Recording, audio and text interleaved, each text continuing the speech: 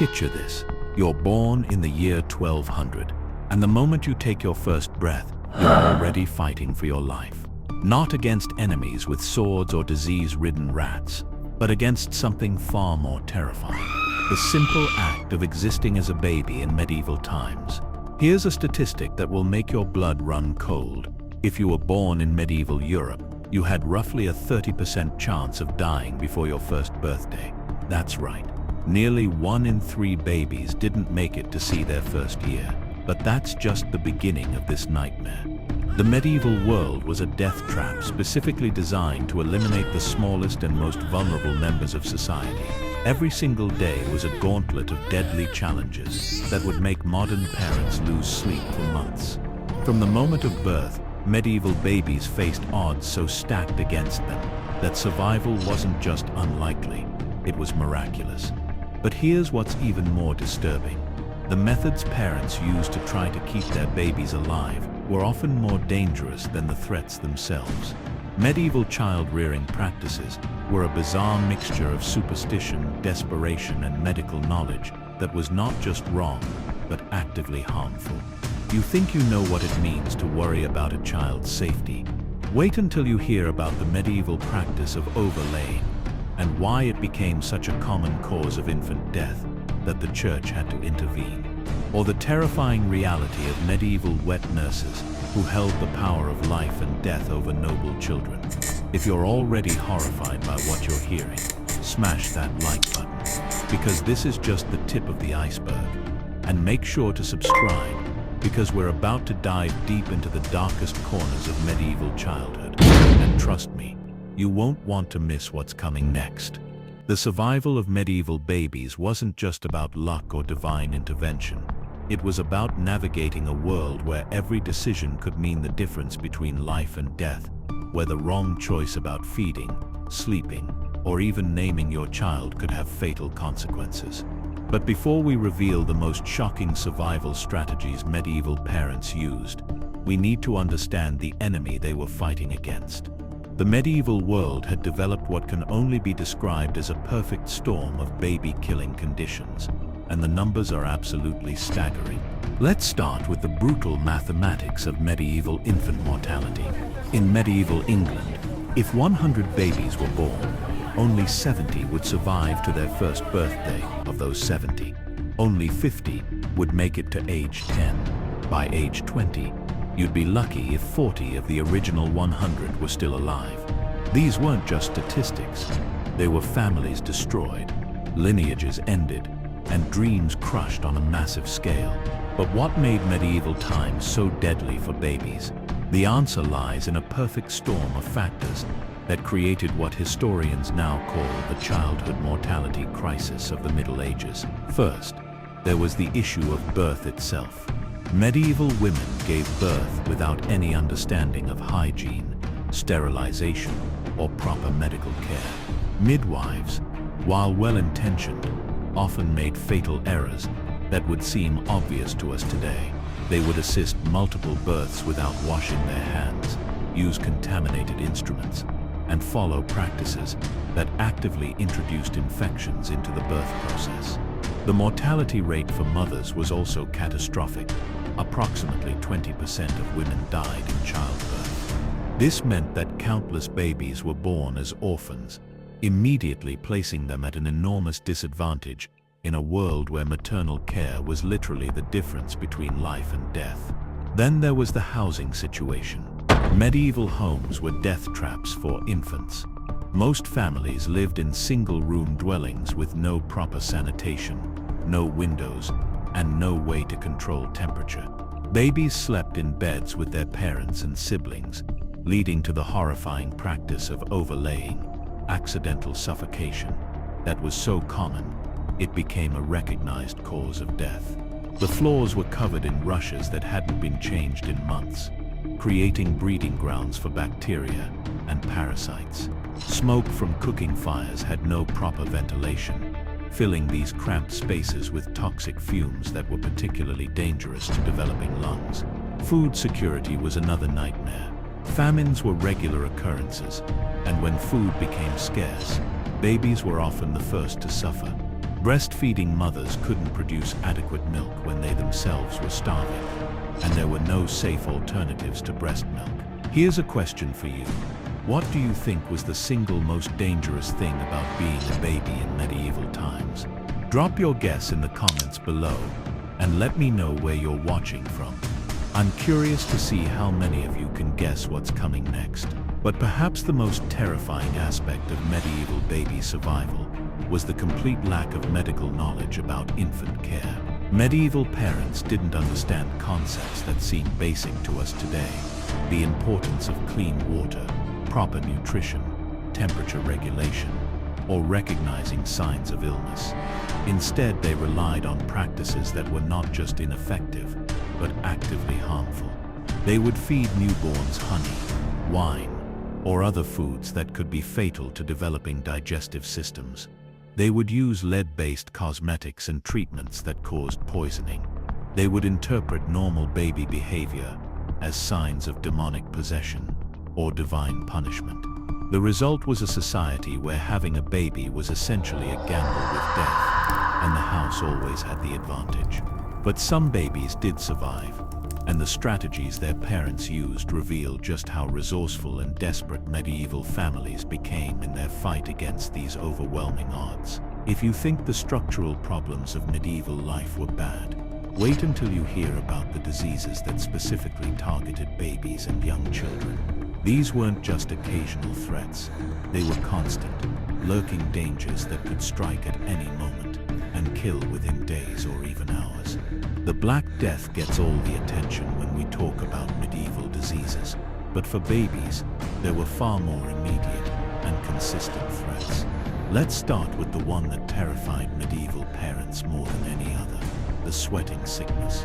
The sweating sickness was a mysterious disease that could kill a healthy baby within 24 hours. It would start with a sudden onset of fever, followed by profuse sweating, violent headaches, and then death. What made it particularly terrifying was its unpredictability. It could strike the healthiest families in the wealthiest areas, and there was absolutely no way to prevent or treat it. But sweating sickness was just one of many killers. Medieval babies faced a gauntlet of diseases that would be easily treatable today, but were death sentences in the Middle Ages. Dysentery, or the bloody flux, was a constant threat that could kill through dehydration within days. Babies developing immune systems couldn't handle the bacterial infections that caused severe diarrhea and vomiting. Then there was the cough, what we now know as whooping cough or pertussis. This disease was particularly cruel because it would start like a normal cold, but then develop into violent coughing fits that could last for months. Babies would literally cough themselves to death, unable to breathe between the spasms. Medieval parents would hold their babies upright for hours, desperately trying to help them breathe, often watching helplessly as their children slowly suffocated. Smallpox was another nightmare. Unlike adults, who might survive smallpox with scarring, babies' immune systems were completely overwhelmed by the virus. The mortality rate for infants with smallpox was over 80%. Those who survived were often left blind, deaf, or with severe developmental problems.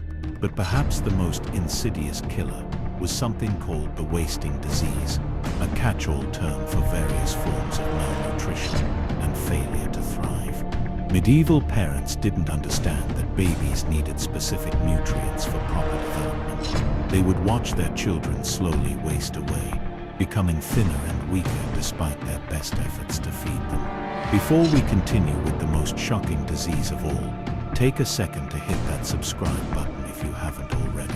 Trust me, what's coming next will change how you think about childhood diseases forever. The most feared disease, however, was the falling sickness, epilepsy. Medieval society believed that epileptic seizures were signs of demonic possession, and babies who showed signs of seizures were often abandoned or killed by their own families. The stigma was so severe that parents would sometimes smother their own children rather than face the social consequences of having a possessed baby. What made all of these diseases particularly deadly was the complete lack of effective treatment. Medieval medicine was based on the theory of the four humors: blood, phlegm, yellow bile, and black bile. Doctors believed that illness was caused by an imbalance of these humors, leading to treatments that were often more dangerous than the diseases themselves. For babies with fever, doctors would prescribe bloodletting, literally draining blood from infants who were already weakened by disease. For digestive problems, they would give purgatives that caused severe dehydration. For respiratory issues, they would use mercury-based treatments that caused poisoning. The result was a medical system that was actively working against baby survival.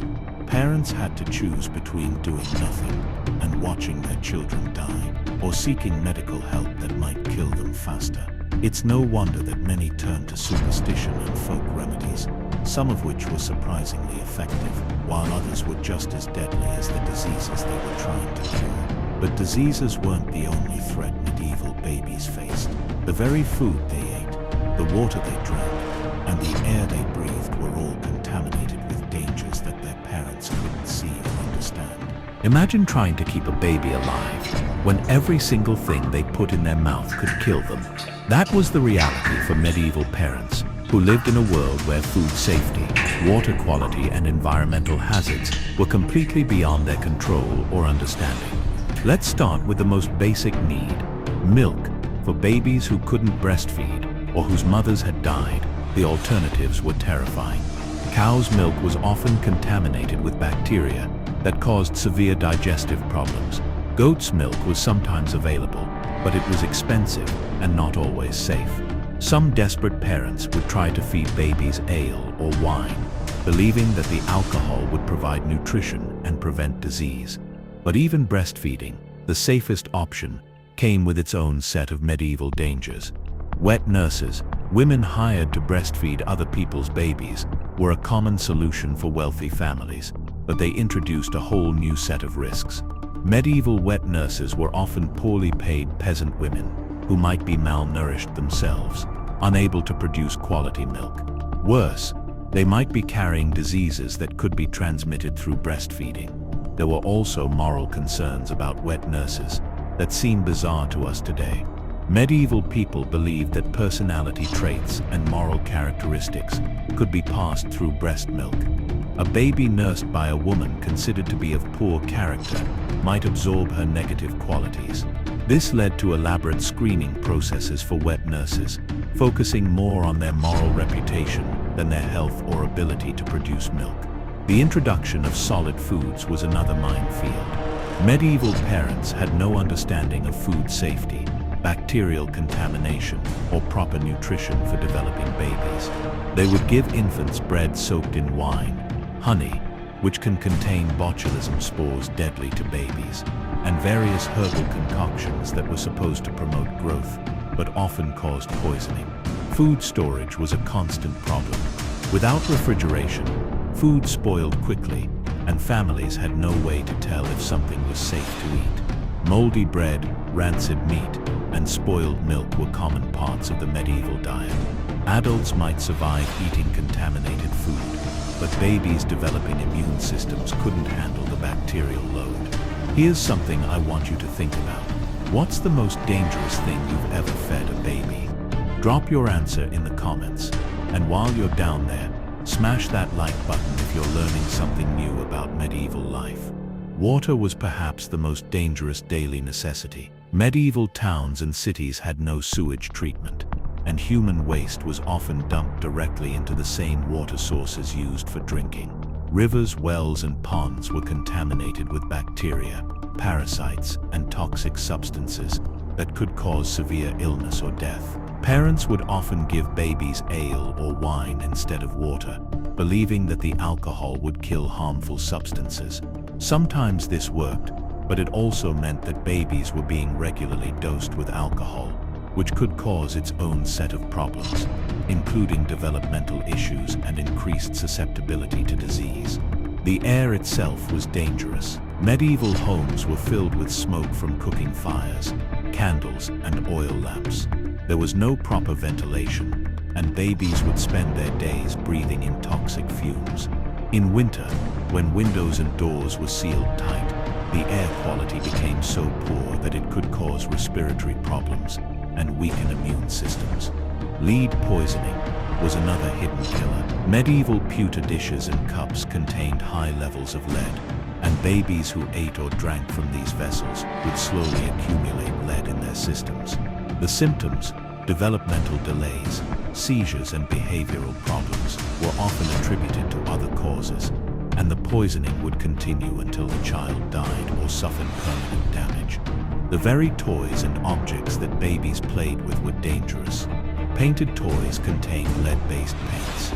Wooden toys were often made from toxic woods or finished with dangerous chemicals. Even clothing was hazardous. Dyes contained mercury, arsenic, and other toxic substances that could be absorbed through the skin. But perhaps the most shocking danger was the practice of swaddling. Medieval babies were wrapped tightly in cloths and left immobilized for hours or even days at a time.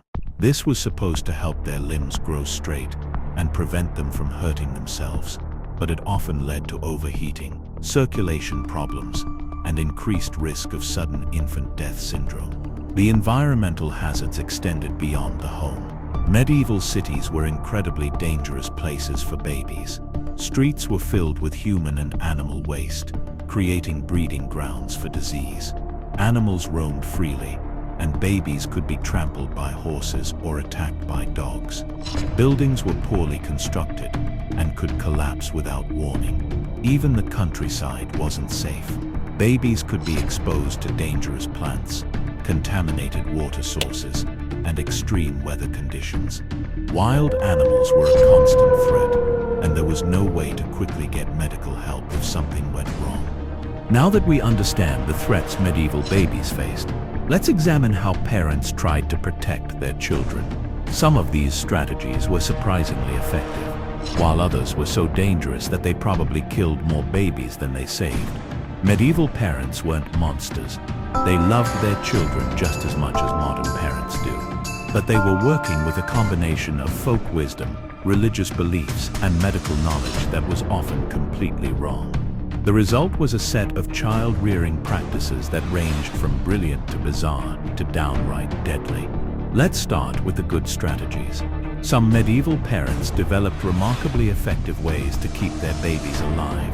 They learned to recognize signs of illness early and isolate sick children to prevent the spread of disease. They developed special foods for babies that were actually nutritious and safe, like thin gruels made from properly cooked grains. Many medieval mothers became experts at reading their babies' needs. Without books or professional advice, they learned to interpret crying, sleeping patterns, and feeding behaviors. They developed techniques for keeping babies warm and comfortable that were actually quite sophisticated. The practice of carrying babies in slings or wraps was common and effective. This kept babies close to their mother's body heat, made breastfeeding easier, and provided constant supervision.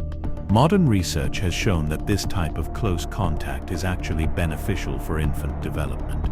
Some medieval communities developed excellent support systems for new mothers. Experienced women would help care for newborns, sharing knowledge and providing practical assistance. This created a network of child care expertise that helped babies survive their most vulnerable early weeks. Before we get to the truly shocking parenting practices, let me ask you this. What's the craziest parenting advice you've ever heard? Share it in the comments, and don't forget to subscribe if you want to see more medieval history content like this. But for every effective strategy, there were dozens of dangerous ones. Medieval parents believed in a wide range of superstitions that actually put their babies at greater risk. They thought that looking at a baby too much would give them the evil eye, so they would avoid making eye contact with their own children. This lack of interaction actually harmed emotional and cognitive development. The practice of salting newborns was particularly dangerous. Parents would rub salt all over their baby's skin, believing it would make them stronger and protect them from disease. In reality, this could cause severe dehydration, skin damage, and chemical burns. Many babies died from salt poisoning in their first days of life. Medieval parents also believed that babies needed to be toughened up to survive. They would expose infants to cold temperatures, loud noises, and physical discomfort, thinking this would make them more resilient. Instead, it often weakened their immune systems and made them more susceptible to illness. The use of baby medicine was another deadly practice. Parents would give infants various herbal concoctions, alcohol-based remedies, and even ground-up animal parts, believing these would cure illness or prevent disease. Many of these substances were toxic to babies and caused more harm than good. One of the most dangerous practices was the use of soothing syrups for crying babies. These mixtures often contained opium, alcohol, or other dangerous substances that could cause breathing problems, seizures, or death. Parents thought they were helping their babies sleep better, but they were actually drugging them with potentially fatal substances. The medieval approach to baby hygiene was also problematic.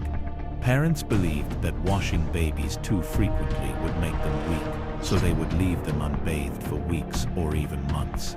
This led to skin infections, rashes, and increased risk of disease. Feeding practices were particularly dangerous. Parents would pre-chew food for their babies, not realizing that this could transmit diseases. They would give infants foods that were completely inappropriate for their age, including honey, nuts, and various adult foods that could cause choking or allergic reactions. The practice of laying out sick babies was perhaps the most heartbreaking. When a baby became seriously ill, parents would sometimes place them outside, believing that fresh air would cure them, or that they were too sick to be saved. This abandonment of critically ill babies meant that many who might have survived with proper care died alone and uncared for. Religious practices also put babies at risk. Some parents believed that unbaptized babies who died would go to hell, so they would baptize critically ill infants with cold water, often in winter conditions. This shock could kill babies who might have otherwise recovered. But perhaps the most tragic aspect of medieval parenting was the emotional distance many parents maintained from their babies. Because infant mortality was so high, parents often avoided forming strong emotional bonds with their children until they were sure they would survive.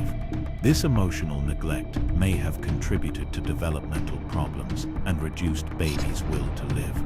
Here's where the story of medieval baby survival takes a shocking turn. You might assume that wealthy babies had a much better chance of survival than poor ones, but the reality was far more complicated and in some cases completely the opposite of what you'd expect. Let's start with the advantages that wealthy medieval babies did have. Rich families could afford better food, cleaner water, and larger homes with proper heating. They had access to the best medical care available, which while still primitive by modern standards, was better than nothing. Wealthy mothers were less likely to be malnourished during pregnancy, which meant their babies were more likely to be born healthy. Rich families could also afford wet nurses, which could be life-saving if the mother died in childbirth or couldn't produce milk. They had servants to help with childcare, reducing the burden on exhausted parents. Their homes were less crowded, which meant less risk of disease transmission and accidental suffocation. But here's where things get interesting and disturbing. In many ways, being born into a wealthy medieval family actually increased your chances of dying as a baby. How is this possible? The answer lies in the bizarre and dangerous practices that were considered fashionable among the upper classes. Wealthy families were more likely to use lead-based cosmetics and treatments on their babies. Lead paint was expensive, so it was used more frequently in rich households. Wealthy babies were more likely to be fed from pewter dishes containing high levels of lead. They were also more likely to be given expensive medicines that were actually toxic. The practice of hiring wet nurses, while potentially life-saving, also introduced new risks. Wealthy families were extremely picky about their wet nurses, often choosing them based on appearance and social status rather than health and ability to produce milk. Some wet nurses were so poorly paid that they were malnourished themselves, unable to provide adequate nutrition. Even worse, some wealthy families would hire multiple wet nurses, switching between them frequently. This constant change meant that babies never received consistent care and were exposed to diseases from multiple sources. Some wet nurses would nurse several babies simultaneously, spreading infections between families. Here's a question that might surprise you. Do you think you would have had a better chance of surviving as a baby if you were born rich or poor in medieval times? Let me know your answer in the comments, and make sure to hit that like button if you're finding this as fascinating as I am. The medical care available to wealthy families was often more dangerous than helpful. Rich families could afford to call physicians who would prescribe elaborate treatments that were frequently harmful. Poor families, who couldn't afford medical care, sometimes had better outcomes because they weren't subjected to these dangerous interventions.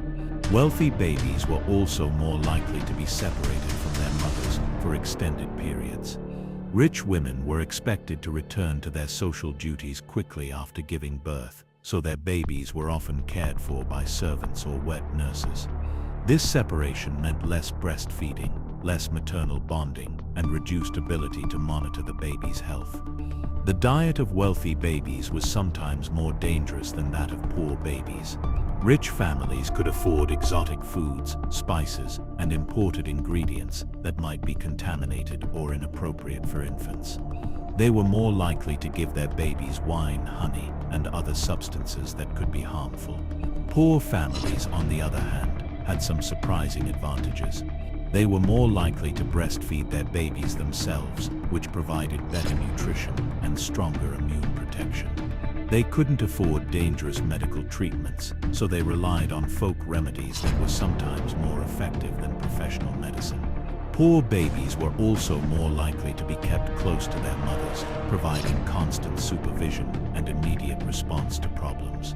Poor families couldn't afford separate nurseries, so babies slept with their parents, which provided warmth and security, though it also increased the risk of accidental suffocation. The harsh reality of poor families' lives also meant that they were more likely to recognize and respond quickly to signs of illness. They couldn't afford to ignore problems, so they developed practical skills for baby care that wealthy families, who relied on servants, never learned. However, poor families faced enormous disadvantages that often outweighed these benefits. They were more likely to live in overcrowded, unsanitary conditions that promoted disease transmission. They had less access to clean water and nutritious food. Poor mothers were more likely to be malnourished during pregnancy, leading to babies who were born weak and vulnerable. Poor families also couldn't afford fuel for heating, so their babies were more likely to die from cold exposure. They couldn't afford adequate clothing or blankets, leaving babies vulnerable to temperature extremes. When food was scarce, babies were often the first to suffer from malnutrition. The most tragic difference was in the response to baby illness. Wealthy families might try dangerous treatments, but they at least tried to save their babies.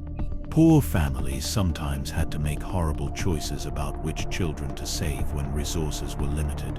During famines or harsh winters, families might abandon sick babies to save healthy ones.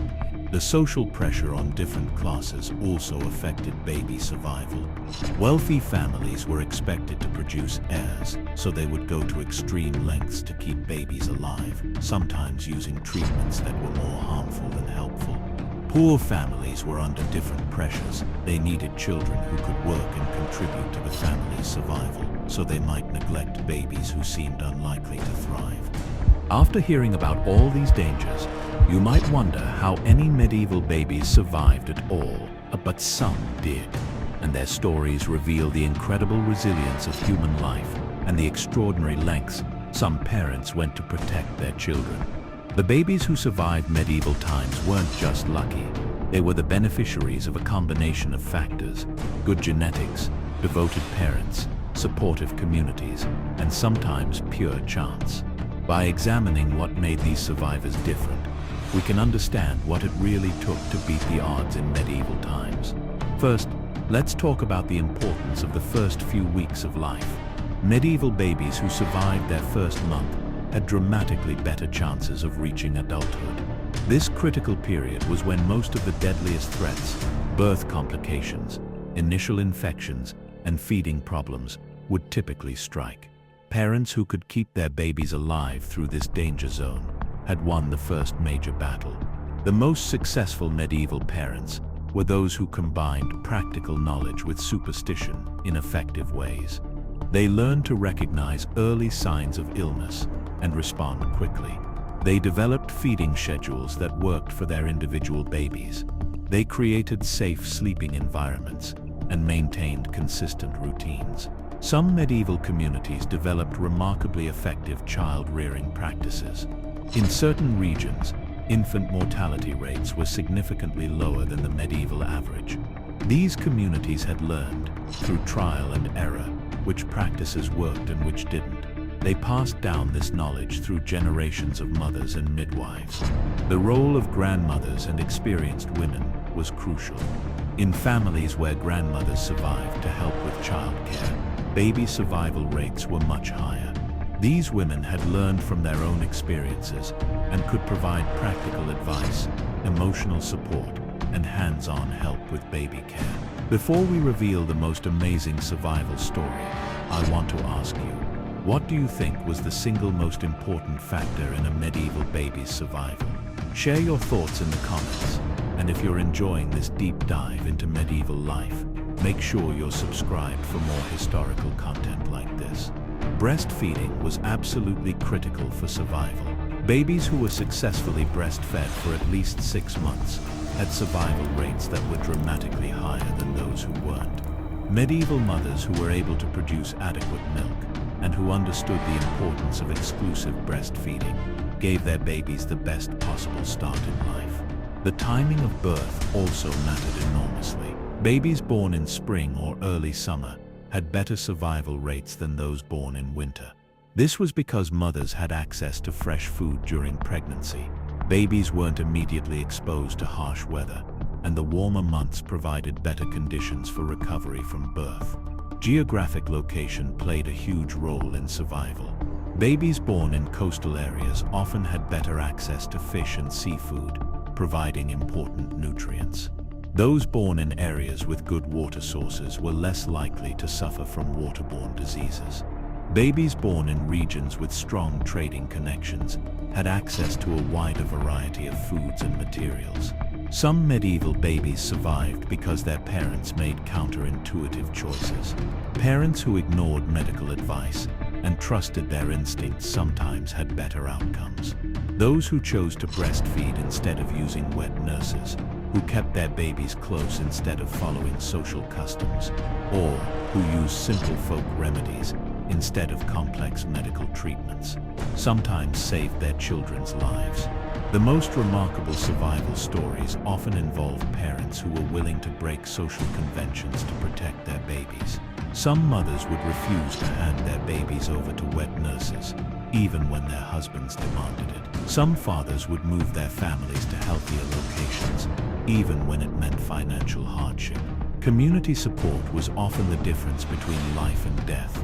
In villages where neighbors helped each other, shared resources, and provided mutual support, baby survival rates were higher. These communities could pool their knowledge, provide emergency help, and ensure that no baby went without care. Religious institutions sometimes provided crucial support. Monasteries and convents often had knowledge of herbal medicine and nutrition that could help babies survive. Some religious communities specialized in caring for orphaned or abandoned babies, developing expertise that saved countless lives. The development of certain medical practices, even though they were primitive, did help some babies survive.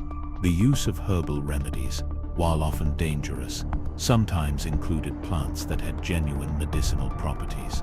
The practice of quarantine, though not understood scientifically, did help prevent the spread of some diseases. Perhaps most importantly, some medieval babies survived because they had parents who never gave up. These were parents who would try anything, sacrifice everything, and fight against impossible odds to keep their children alive. They would travel great distances to find help, spend their last coins on medicine, and and dedicate their lives to nursing sick babies back to health. The babies who survived medieval times grew up to be incredibly resilient adults. They had immune systems that had been strengthened by early exposure to diseases. They had survived the worst possible conditions, making them capable of handling almost any challenge life could throw at them. These survival stories remind us that even in the darkest periods of human history, love, determination, and sometimes sheer luck could overcome seemingly impossible odds. Medieval parents faced challenges that would terrify modern families, but their love for their children was just as strong as ours today. If you've made it this far in the video, you're clearly fascinated by medieval history as much as I am. Make sure to hit that subscribe button and ring the notification bell so you don't miss any of our deep dives into the past. And let me know in the comments, what aspect of medieval baby survival surprised you the most? I read every single comment and love hearing your thoughts. The story of medieval baby survival is ultimately a story of human resilience.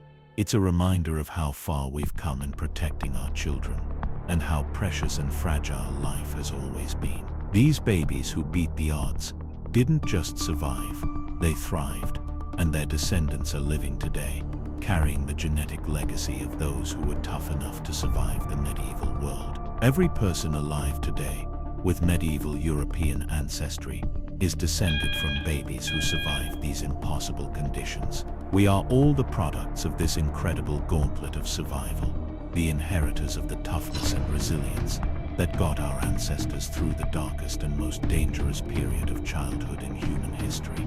The next time you see a baby today, remember that they are living in the safest time in human history to be born. The medieval babies who survived would be amazed by our modern world, where infant mortality is measured in single digits rather than percentages, where clean water flows from taps, and where medical care can save babies who would have had no chance in medieval times. But they would also recognize the love, dedication, and fierce protectiveness that modern parents show their children. That part of human nature hasn't changed at all. We still love our babies just as much as medieval parents did, and we still do everything in our power to keep them safe and help them thrive. Thanks for joining me on this journey through medieval baby survival. If you enjoyed this video, you'll love our other content about daily life in medieval times. Check out our video about medieval medicine, or our deep dive into what it was like to be a woman in the Middle Ages. And remember, every like, comment, and subscription helps us continue bringing you these fascinating stories from history. Until next time, keep exploring the past.